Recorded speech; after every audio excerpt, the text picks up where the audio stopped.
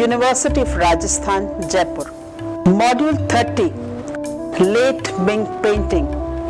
During the late Ming dynasty, there were a number of gifted and original painters of figure subjects. Tang Yen, Chiu Ying were among them.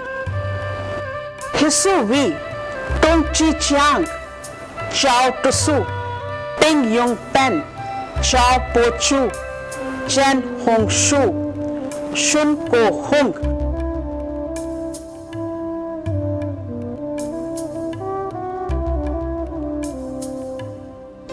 were painters who painted landscapes in the archaic style, the type painted by Tang and Shung dynasty. The proliferation of separate stylistic currents or schools of painting in the late Ming dynasty is one of the many astonishing features of that fascinating period. After a short period of firm and stable government in the later part of the 15th century, the Ming regime had begun to sink slowly into decay. The emperors were mostly weak and dissipated, helpless in the hands of Enchus who controlled both court and the government. The dynasty survived until 1644 through its own errata, but the loyalty of the intelligentsia upon whom it depended for its existence was strained to breaking point. Many scholars retired altogether from public life or formed secret resistance groups such as the famous Tunglin Society. They tried to uphold the true Confucian ideals, while those who served at the court were tainted with its corruption. This conviction among retired scholars that they were the true custodians of the traditional culture had produced influence upon the character of the scholarly painting during the 16th and 17th centuries.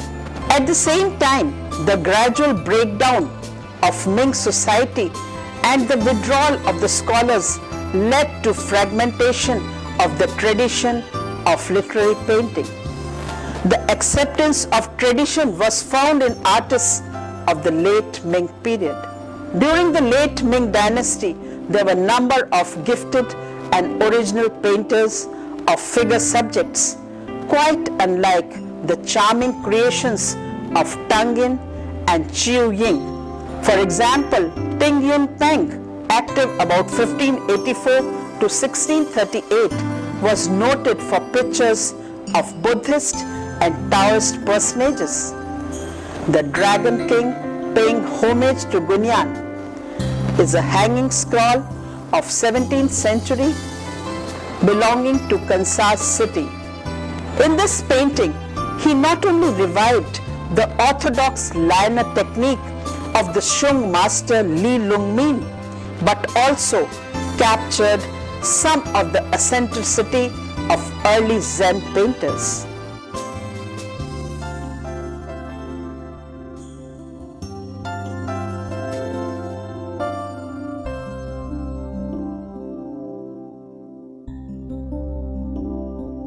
From this time onward, the tendency to look to the past became more and more characteristic of Chinese painting.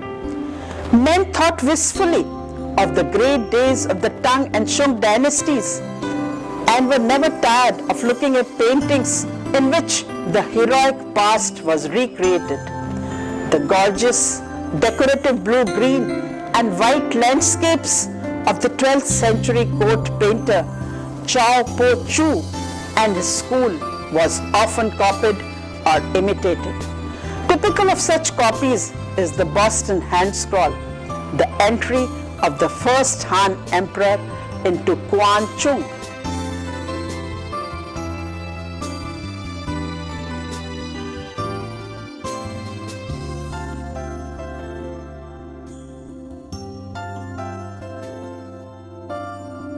The greatest late Ming figure painter to draw upon archaic styles was Chen Hongshao.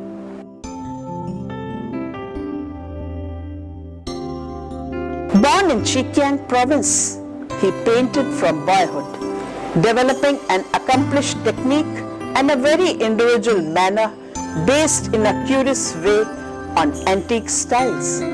While his fame reached the Ming Emperor, he was invited to Peking court, where he served a short term around the year 1640 in an official position, although not as a court painter proper.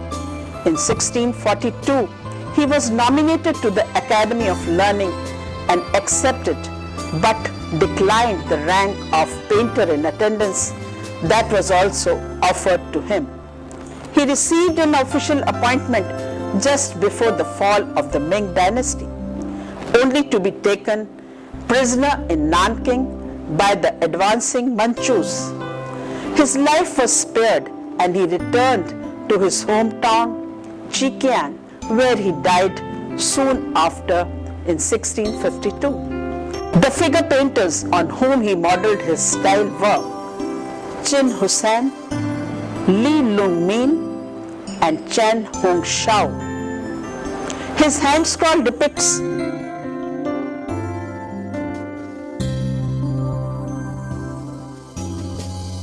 scenes from the life of the 4th century poet Tao Yuan Ming, dated to 1650, Academy of Arts, Honolulu, Hawaii. In the painting, the poet meditates kneeling upon palm leaf beside a rock on which repose his 2 fans, his brush and his inkstone. Above him are written relevant passages from the poem.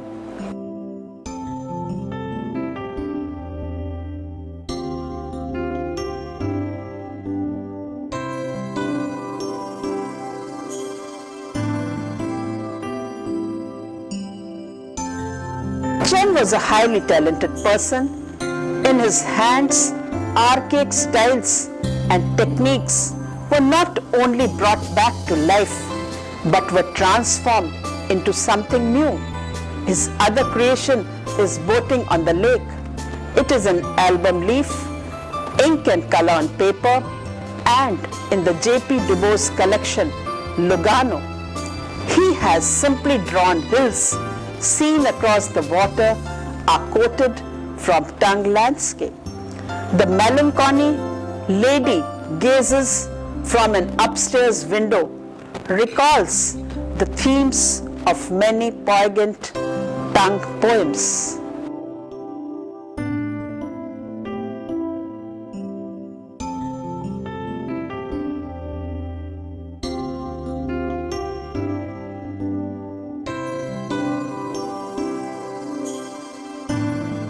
Chen Hong Shao was best known for his figure painting, most of them imaginary portraits and representations of historical or Buddhist subjects. Outstanding among these is a hand scroll illustrating the long poem titled Homecoming Ode of Tao Yuan Ming. It is a section of a hand scroll, ink and light colors on silk, and at present in the collection of Honolulu Academy of Arts.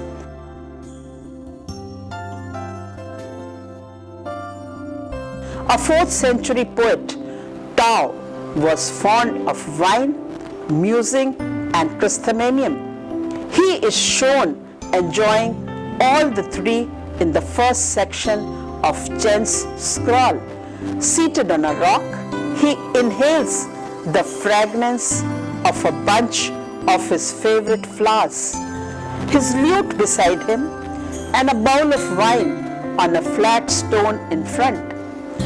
For the costume of the figure, Chen has returned to the stylistic stage of the Ku Kai Chi painting, when drapery was drawn with continuous lineament in long curves and revealed little about the body beneath.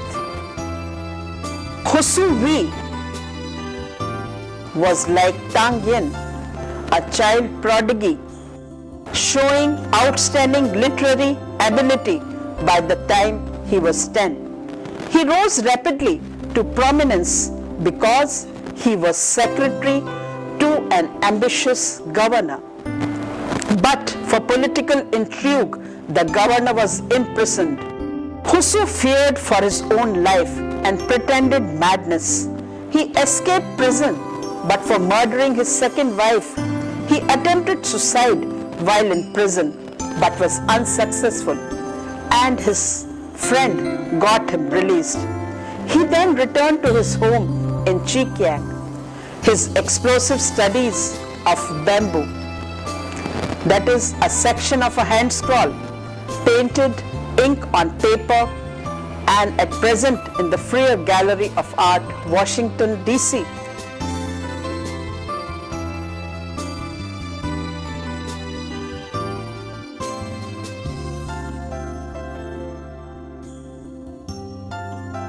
is worth mentioning, which he painted in a state of high intoxicant. He drank to excess, managed a precarious living by selling his painting and calligraphy. As written in his biography, nobody liked him and he died penniless at the age of 73.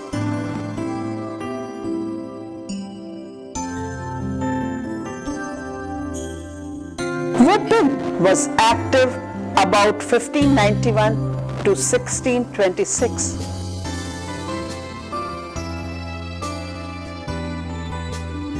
His most original works were his fantastically contorted ink landscapes, his delightfully detailed panorama, Greeting the Spring, is dated to 1600. It is a section of a hand scroll, ink and color on paper, belonging to Ming Dynasty and at present in the Cleveland Museum of Art, Ohio. It has much of tradition, even of archaism, in its precise drawing and gay color. Yet even here, there are willful distortions, such as the fantastic rock overhanging the village on the left. Nominally, it represents a spring fertility ritual of ancient origin. The landscape ranging from calm waterways bordered by tranquil willows to a high mountains darkly reaching beyond the upper edges of the scroll. The color is structured rather than decorated.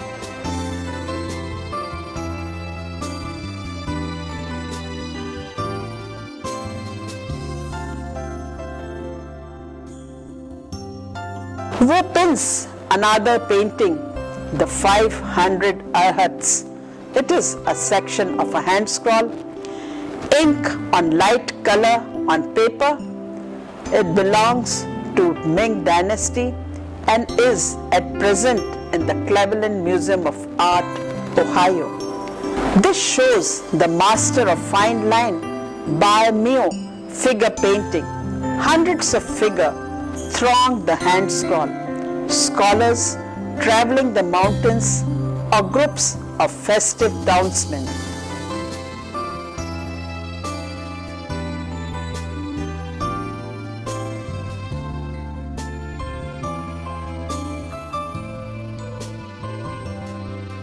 Sun Ko Hang,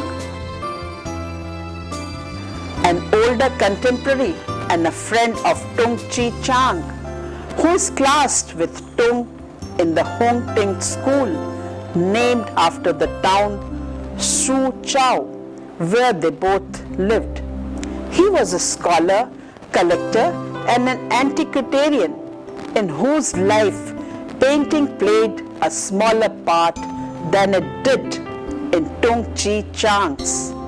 His hand scroll, made up of 20 scenes, represents the moon rises from elegant diversions for leisure hours. It is a section of a hand scroll, ink and light colors on paper, Palace Museum Collection, Taichung.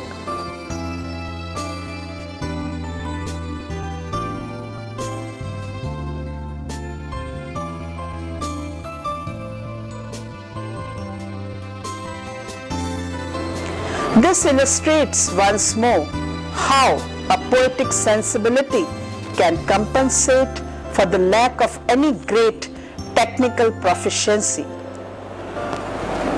Sun Ko hung without the temperament to understand the grand explorations of the major individualist masters.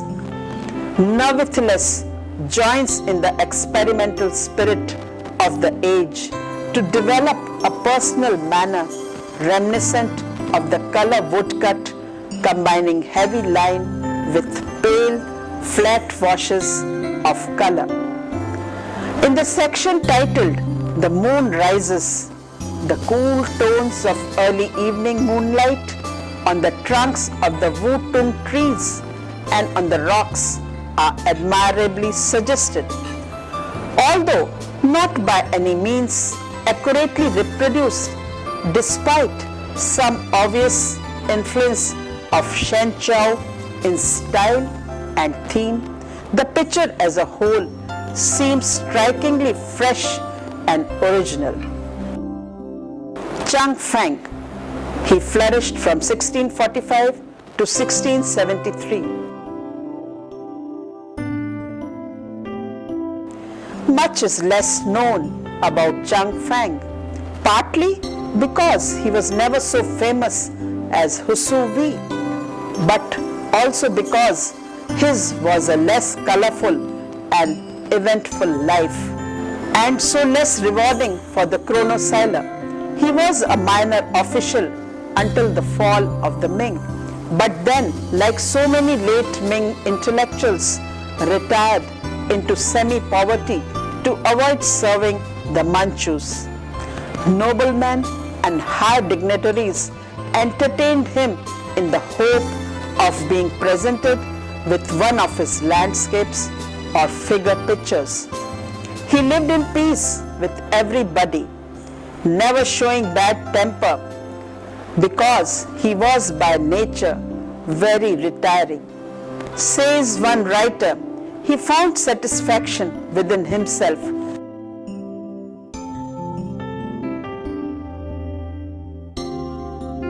His hanging scroll, gazing at a red-leafed maple across a ravine, is dated to 1660. Ink and light colors on paper, and at present in the collection of Yamato Bunkan Osaka, shows that the artist in fact more or less irrelevant to his work. But the Chinese critics' contention was exactly the opposite. A man cannot apply brush to a paper, they believed, without revealing something of his innermost self.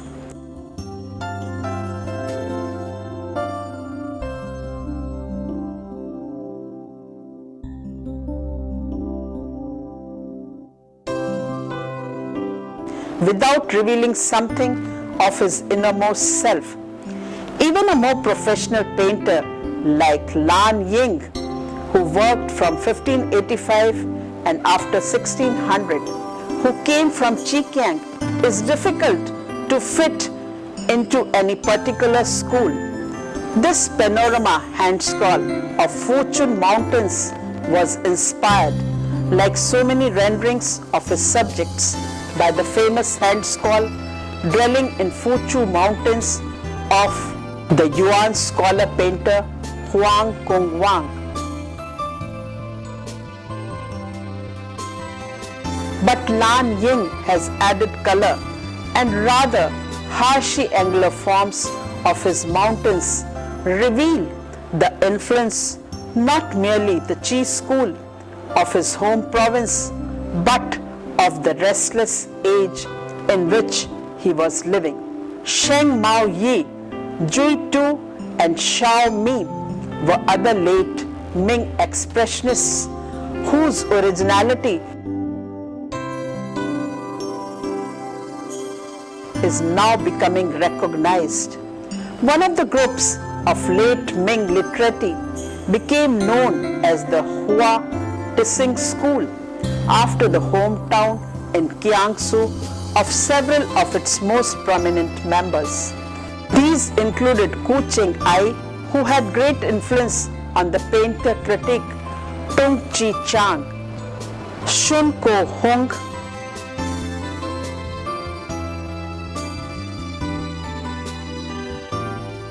a lyrical and scholarly landscape akin to Shen Chao and Chao Tusu. Tung Chi Chang, a watershed figure of late Ming Chinese painting, who dramatically changed to the course of Chinese landscape painting. Dominating the age stands the imposing figure of Tung Chi Chang of late Ming literati. None was more influential than him. Painter, calligrapher, scholar, critic and collector. He became the figurehead and spokesman for the intellectuals of his time. As a critic, he is chiefly known to codify painting styles and classify the old masters according to his famous system of the northern and southern schools of landscape painting. According to him, all the scholar painters, bamboo painters and painters of monochrome ink landscapes in a free style based on Tung Yuan and the masters of the Yuan dynasty belong to a southern tradition. Professionals, court painters and decorators and members of the Qi school were contemptuously relegated to a northern school.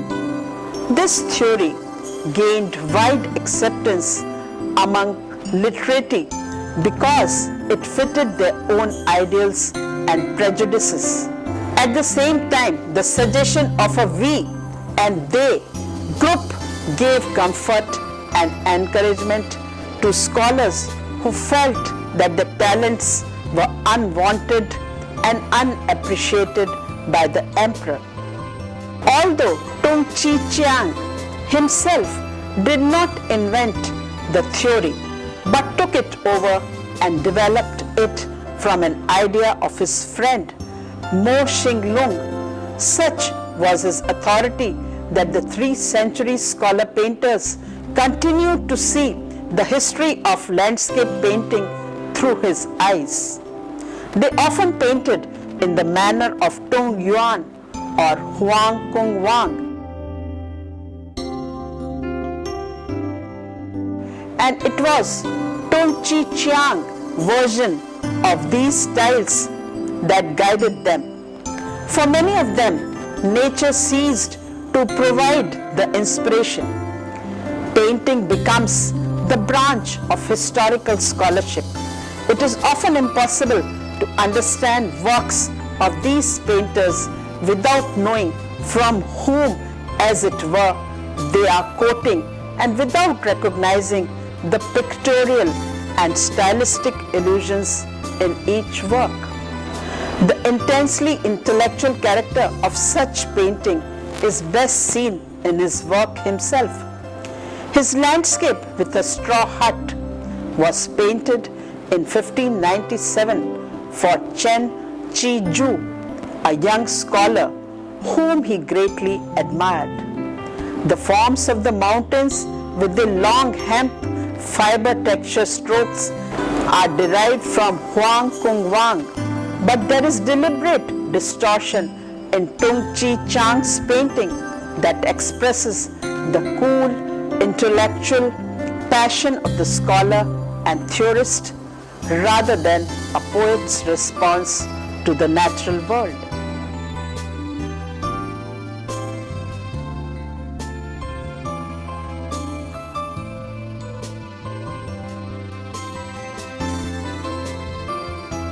The autumn landscape, hanging scroll, ink and light colors on silk, Nu Va Chai collection, Munich. Here in this painting, he submits nature to the same kind of systemization. He observes, analyzes, compares it with the visions of earlier artists, borrows what he pleases from them, but in the end reorganizes the visual material according to his personal principles. This is one of his finest paintings,